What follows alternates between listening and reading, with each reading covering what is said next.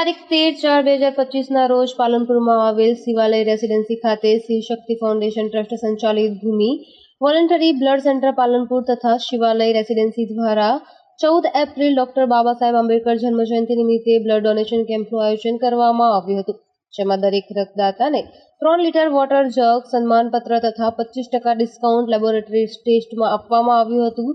આ blood donation કેમ્પમાં શિવાલય રેસીડેન્સીના પ્રમુખ શ્રી સુનિલભાઈ ચૌહાણ, મંત્રી શ્રી ડોક્ટર મહેશભાઈ પરમાર તથા કારોબારી સમિતિ શિવાલય રેસીડેન્સીના સભ્યો આ પ્રસંગે ડોક્ટર નિહાલ બારોટ, અંબાજી સિવિલ દ્વારા પ્રેરક માહિતી પૂરી પાડી હતી। આ પ્રસંગે રેસીડેન્સીની 5 બહેનોએ પણ બ્લડ આપી પ્રેરણા પૂરી પાડી હતી।